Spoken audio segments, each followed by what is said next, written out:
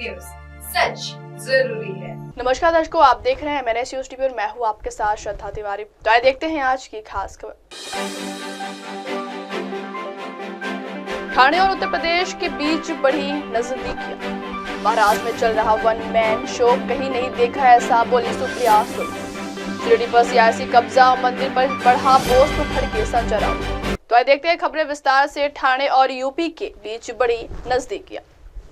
महाराष्ट्र एक ऐसा राज्य है जहां कई राज्यों की जनता व्यापार या कामकाज के कारण अधिक मात्रा में स्थानांतरित होती है। ऐसे में ठाणे में कई ऐसे लोग निवास करते हैं जो मूल रूप से यूपी के निवासी हैं।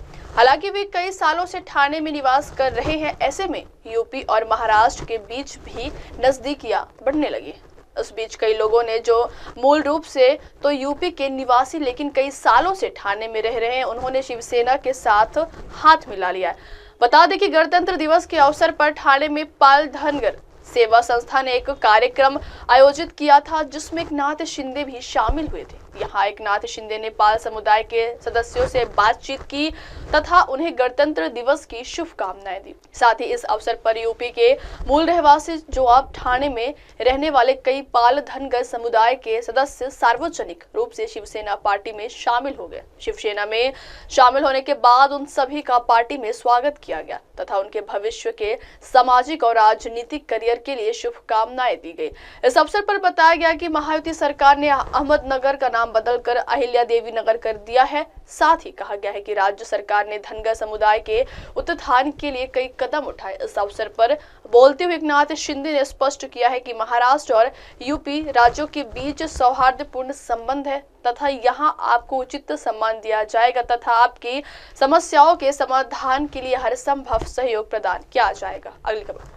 महाराष्ट्र में चल रहा वन मैन शो कहीं नहीं देखा ऐसा बोली सुप्रिया सुले। महाराष्ट्र की राजनीति में पिछले कुछ दिनों से कई तरह की हलचल देखने को मिल रही है। सत्ता पक्ष और विपक्ष एक दूसरे पर आरोप प्रत्यारोप लगा रहे। इस बीच विधानसभा चुनाव में मतदाताओं ने महागठबंधन सरकार को स्पष्ट बहुमत दिया है। हालांकि पालक मंत्री पद का पेंच अभी भी खत्म नहीं हुआ। इस बीच एनसीपी एसपी सांसद सुप्रिया सुले का बयान सामने आया है जहां उन्होंने कहा है कि सरकार में गतिशीलता नहीं है, सिर्फ देवेंद्र फडणवीस अकेले काम कर रहे हैं। संजय में वन मैन शो चल रहा है। इतना ही नहीं तो सुप्रिया सुले ने राज्य के विभिन्न मुद्दों पर टिप्पणी की। उन्होंने कहा महागठबंधन सरकार में कोई समन्वय नहीं है। सरकार के 60 दिन बीत जाने के बाद भी सभी मंत्रियों ने काम करना शुरू नहीं किया है। महाराष्ट्र विधानसभा चुनाव में किए गए वादे के अनुसार मुख्यमंत्री देवेंद्र फडणवीस को तुरंत अपनी प्यारी बहनों को 2100 रुपए प्रति माह देना चाहिए। किसानों का पूरा कर्ज माफ किया जाना चाहिए और पूरी जमीन खाली कराई जानी चाहिए। सिर्फ चुनावी जुमला कहकर समय बर्बाद नहीं करना चाहिए।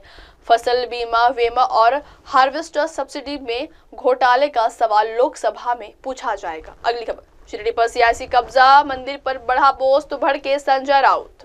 महाराष्ट्र में होने वाले स्थानीय निकाय चुनाव से पहले राजनीतिक पार्टियों ने अपनी रणनीति बनाने के लिए शिरडी तीर्थ स्थल का चयन किया था। इसमें भारतीय जनता पार्टी ने महाधिवेशन और अजित पवार की एनसीपी ने नव संकल्प शिविर नामक 2 दिवसीय कार्यक्रम आयोजित किया था। इन अधिवेशन में शामिल होने के लिए बड़ी संख्या में लोग शिरडी आए थे, जिसका संजय राउत ने विरोध किया है।